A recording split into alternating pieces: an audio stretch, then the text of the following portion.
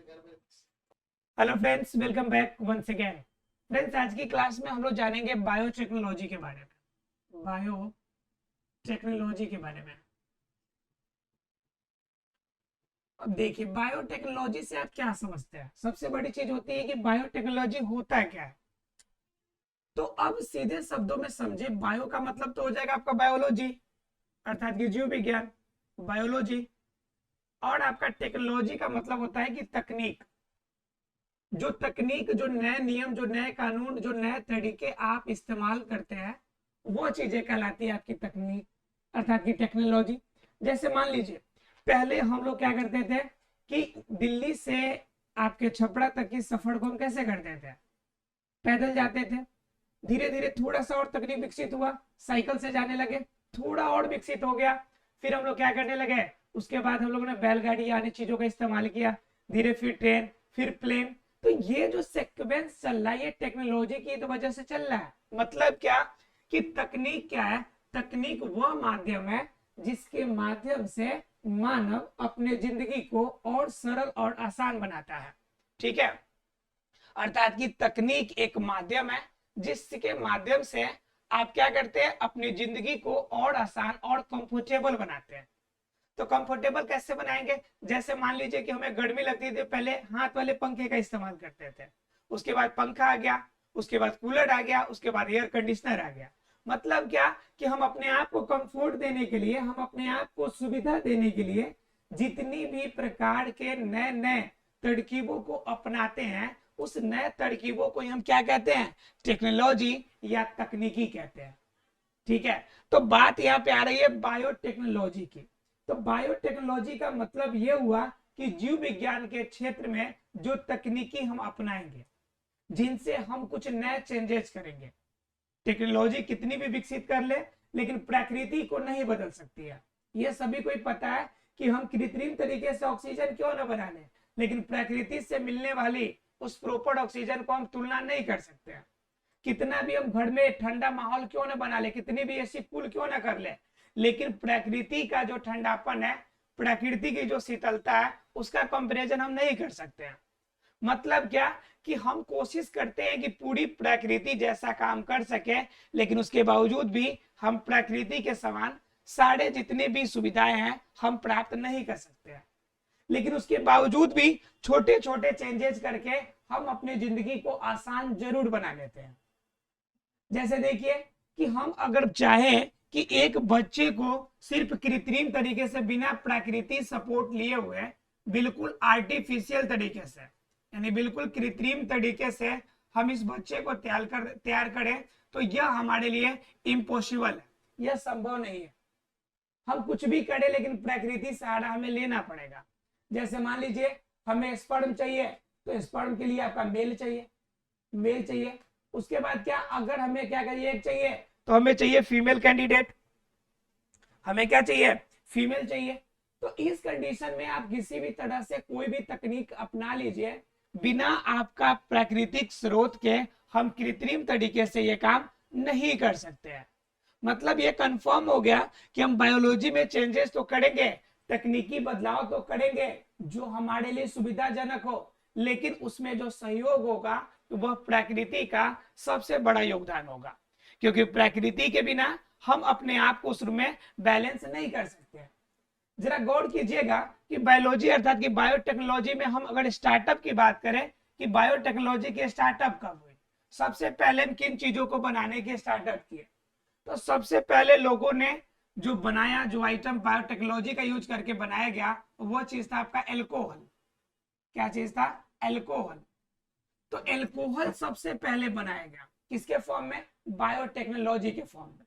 मतलब क्या, तकनीकी अगर देखा जाए, तकनीक अगर जीव विज्ञान के तकनीक की बात की जाए, तो इसके क्षेत्र में सबसे पहला भूचाल कहां से आया, एल्कोहल से आया। तो एल्कोहल बना कैसे, तो एल्कोहल वास्तव में शर्करा जो होता है, अर्थात की जो शुगर होता है, इसके किण्वन क्रिया के द्वारा हमने एल्कोहल को प्राप्त कर लिया। तो सबसे पहले क्या हो गई कि हमारी एल्कोहल की तकनीक हमें प्राप्त हो गई। अब एल्कोहल प्राकृतिक तरीके से जो हम प्राप्त करते थे, अब वो कृत्रिम तरीके से प्राप्त करने लगे। क्रिया हमने इस्तेमाल किया इसमें किण्वन, इसमें कौन सी क्रिया इस्तेमाल किया हमने, किण्वन क्रिया।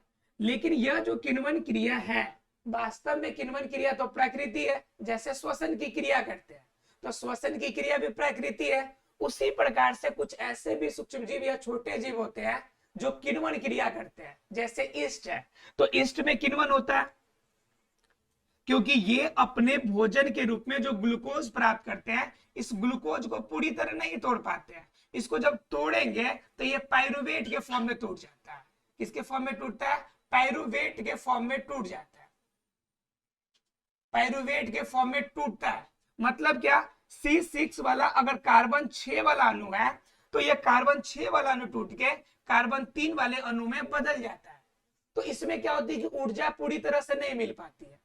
तो उस कंडीशन को हम क्या कहते हैं? किसे कहते हैं? पायरुवेट। ऐसे कहते हैं हम लोग क्या? किण्वन क्रिया। तो इसमें आपको एसिड बन के तैयार होते हैं। जैसे कभी कभी किण्वन क्रिया की तरह आपके बॉडी के अंदर भी होता है। जैसे खूब ज्यादा दौड़ लेते हैं, तो दौड़ते हैं तो आपके मांसपेशियों में ऑक्सीजन की कमी हो जाती है, और जब ऑक्सीजन की कमी होगी तो उस समय क्या हो जाएगा? उस समय प्रॉपर तरीके से ग्लूकोज टूट नहीं पाएगा, और उस समय वहां पर एसिड बनेगा, लैक्टिक एसिड बनेगा, और एसिड बनने की वजह से मांसपेशियों में आपको क्या होगा? दर्द महसूस होगा। उसी प्रकार से जो यहाँ पे ईस्ट है, ये भी क्रिया करते हैं, तो यहाँ पर भी आपका पूरी तरह से टूटता नहीं है, तो यहाँ पर भी एसिड तैयार होता है, और वह जो एसिडिक आइटम जो तैयार होगा वो हमें क्या प्राप्त होगा? एल्कोहल के रूप में प्राप्त होता है। तो सबसे पहला स्टार्टअप किस पे किया गया? बायोटेक्नोलॉजी की सबसे पहली शुरुआत आपका एल्कोहल पे किया गया। अगर बात की जाए इनसे पहले भी, तो ईस्ट की किण्वन की क्रिया की अगर बात की जाए तो यह प्रागैतिहासिक काल में भी था। यह जानने वाली बात है कि जिस ईस्ट की किण्वन क्रिया की बात कर रहा है, तो इनके बारे में ज्ञात अगर हमारे पास अगर प्रूफ देखा जाए तो ये प्रागैतिहासिक समय में भी इनके बारे में प्रूफ हमें प्राप्त होते हैं। ठीक है, अर्थात क्या प्रागैतिहासिक काल से ही ये आपका स्रोत बायोटेक्नोलॉजी का इस्तेमाल होता है। लेकिन हमें ये नहीं पता था कि हम लोगों ने इसमें क्या चेंजेस करके ये इस प्रकार के फॉर्म तैयार किया। इसकी तैयार करने की जो आपकी कृत्रिम विधि है, इनकी शुरुआत सबसे पहली बार जो पहल किया गया वो फ्रांस के द्वारा किया गया। आपको पता है कि टेक्नोलॉजी के मामले में फ्रांस, जापान, ब्रिटेन और आपका यूएसए ये टॉप मोस्ट कंट्रीज के रूप में आते हैं।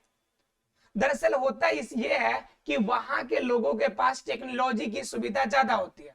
जैसे कि आपको अगर किसी भी चीज की अगर मान लीजिए कि कोशिका के बारे में खोज करना है, तो कम से कम बेसिक चीज तो चाहिए आपके पास। माइक्रोस्कोप तो चाहिए, इलेक्ट्रॉन माइक्रोस्कोप चाहिए, स्लाइड चाहिए, यानी ऐसी इंपोर्टेंट चीज तो चाहिए जिनके माध्यम से आप कोशिका को देख सके। कोशिका को देखेंगे तब उसके बारे में ऑब्जर्वेशन करेंगे। लेकिन ये तकनीक हर जगह पे अवेलेबल नहीं होती है। जहां कहीं भी अवेलेबिलिटी है उसके अकॉर्डिंग वहां पे खोज होता है। तो उसी तरह से यह बायोटेक्नोलॉजी की शुरुआत जो हुई थी वह सबसे पहली बार कहां से हुई? फ्रांस में हुई। और फ्रांस में जब यह खोज हो गया तो उसके बाद धीरे धीरे अन्य देशों में भी शुरुआत किया गया। अन्य देशों में शुरुआत का मतलब क्या? जैसे अलेक्जेंडर फ्लेमिंग, जब फ्रांस में शुरुआत हो गया तो अलेक्जेंडर फ्लेमिंग ने इसी आधार पे क्या बना लिया अपना? अलेक्जेंडर फ्लेमिंग इसने बना लिया अपना पेनिसिलिन। क्या बना लिया? पेनिसिलिन बना लिया। और पेनिसिलिन किस पे खोज करके? एस्चेरिचिया कोलाई पे खोज करके। तो इसी तरह से आपके अलग अलग वैज्ञानिक, फिर वाटसन एंड क्रिक किस पे खोज कर लिया? डीएनए पे खोज कर लिया कि डीएनए का कटिंग कैसे करना है, डीएनए का कंस्ट्रक्शन कैसा होता है। तो इस फॉर्म में अलग अलग जितने भी वैज्ञानिक थे, अलग अलग वैज्ञानिक ने अलग अलग पार्ट को अपनाकर और उसके बारे में व्याख्या करी, और उससे क्या हो गया? बायोटेक्नोलॉजी में विस्तार शुरू हो गया। ठीक है, ये क्रम जो था फ्रांस से चल के ब्रिटेन तक पहुंच गया। ठीक है, इंडिया में तो आने में लाखों, मतलब कम से कम सैकड़ों वर्ष लग जाते हैं, क्योंकि इंडिया की तकनीक यहाँ तक इतना डेवलप ही नहीं है। तो क्या हो गया कि वहां से टेक्नोलॉजी ब्रिटेन तक पहुंच गई। अब ब्रिटेन के कुछ वैज्ञानिकों ने भी इसमें खोज करना अपना स्टार्टअप किया। ठीक है, क्रमिक रूप से अगर स्टार्टअप की अगर बात कीजिएगा तो ये फ्लेमिंग 1928 में, फ्लेमिंग ने स्टार्टअप कब किया था? 1928 में। ठीक है, अगर उसके आगे बात कीजिएगा तो उनसे पहले, उनके बाद वाटसन एंड क्रिक किए थे। कब किए थे? 1953 में। वाटसन एंड क्रिक 1953 में।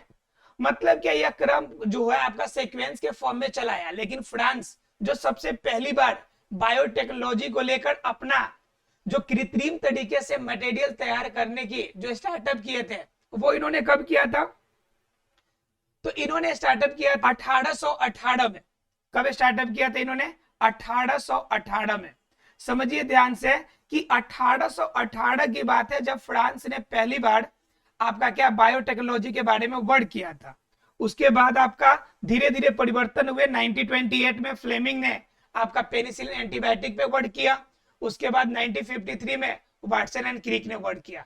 तो यह टेक्नोलॉजी का लेवल जो था आगे बढ़ता चला गया और लोगों को लगने लगा कि इस टेक्नोलॉजी में चेंजेस करके हम बहुत सारे ऐसे चीजें में बदलाव कर सकते हैं जो हमारे जिंदगी को और बेहतर बना सकते हैं। अब बेहतर बनाने का मतलब क्या हो गया? जैसे मान लीजिए किसी जीव के अंदर वांछित गुण चाहिए, मतलब आपने चाह लिया कि इस जीव के अंदर सेम ऐसा ही गुण चाहिए जैसा हम मन में सोच रहे हैं, तो वैसा गुण लाने के लिए ये तो कंफर्म है कि आपके अंदर कोई भी अगर क्वालिटी है तो किसकी वजह से? जीन की वजह से है। क्योंकि सारा ज्यादा जितना भी आपके अंदर क्वालिटी है उन सभी का कोडिंग जीन के फॉर्म में हुआ है। तो ये क्या होगा कि ये जीन का फॉर्मेशन अगले क्रम में चला जाएगा, अगले स्टेप्स में चला जाएगा। तो अगले स्टेप में जाने का मतलब क्या हो गया कि ये जीन का स्ट्रक्चर जो होगा अगले स्ट्रक्चर के फॉर्म में जाएगा। अगले स्ट्रक्चर के फॉर्म में जाने का मतलब अगर तुलना किया जाए तो एक जीन को अगर कटिंग करके किसी भी रूप में निकाल कर अगर दूसरे जीवों के अंदर अगर इस जीन को ट्रांसप्लांट कर दिया जाए तो उनके अंदर नया क्वालिटी हमें देखने को मिलेगा। तो ये तो क्लियर हो गया कि हमें नई क्वालिटी चाहिए तो हमें जीन का ट्रांसप्लांटेशन करना पड़ेगा। अब बात ये आती है कि इतना टेक्नोलॉजी कब विकसित होगा कि हम जीन को कटिंग करेंगे और जीन को कटिंग करके दूसरे जगह पे ट्रांसप्लांट सेम आपका नेचुरल वे से कर सकते हैं। तो इसके लिए बहुत सारी मेथड तैयार किए गए और इनकी शुरुआत जो बायोटेक्नोलॉजी में इनकी शुरुआत की गई तो इसके अंदर बहुत बड़ा एक्सचेंजेज आ गया, जिसमें हम लोग पढ़ेंगे अभी कि बायोटेक्नोलॉजी के अंदर डीएनए कटिंग कैसे होता है। उसके बाद डीएनए कटिंग करने के बाद डीएनए को हम ट्रांसप्लांट कैसे करते हैं। ये सारी चीजें हम लोग को क्या पढ़नी है? बायोटेक्नोलॉजी के अंदर पढ़नी है। अब देखिए ये बातें तो हमने स्टार्टअप की कर ली कि शुरुआत कैसे हुआ।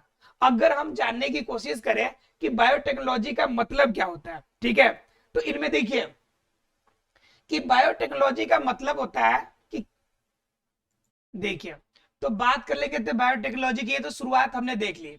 तो अगर हम लीगली बेस है, अगर ऑथेंटिक बेस है, अगर इसे डिफाइन करने की कोशिश करें तो आप कर सकते हैं, क्योंकि बायोटेक्नोलॉजी के बारे में मैंने सारी बातें बता दी आपको। मतलब कि अगर इसे डिफाइन करने की बात हो तो हम कह सकते हैं कि बायोटेक्नोलॉजी वास्तव में है क्या? बायोटेक्नोलॉजी एक ऐसी कृत्रिम तरीका है, एक ऐसा तरीका आपके पास है जिनसे क्या कर सकते हैं आप? सजीव जितने भी होंगे आपके पास उन सजीवों के क्या करेंगे? सजीवों के डीएनए और जीन में चेंजेस करके, डीएनए और जीन में चेंजेस करके उसमें एक नई क्वालिटी को आप सृजन करेंगे। में चेंज करके नए क्वालिटी का आप सृजन करेंगे। या सीधे शब्दों में कहें कि हम क्या कर सकते हैं कि बायोटेक्नोलॉजी के अंदर सजीवों का उपयोग करके हम नए पदार्थों को बनाने की कोशिश कर सकते हैं। बायोटेक्नोलॉजी वास्तव में क्या है? जो हमारे पास सजीव है, जो जीव जंतु हमारे पास अवेलेबल है, उनके प्रसाधनों का उपयोग करके हम नए जीव की उत्पत्ति करने की कोशिश कर सकते हैं। यही टर्म हमारा क्या कहलाता है? बायोटेक्नोलॉजी के नाम से जाना जाता है। क्लियर है आप लोग को? अर्थात क्या? बायोटेक्नोलॉजी सजीवों का ही उपयोग है, इनडायरेक्टली कहा जाए तो।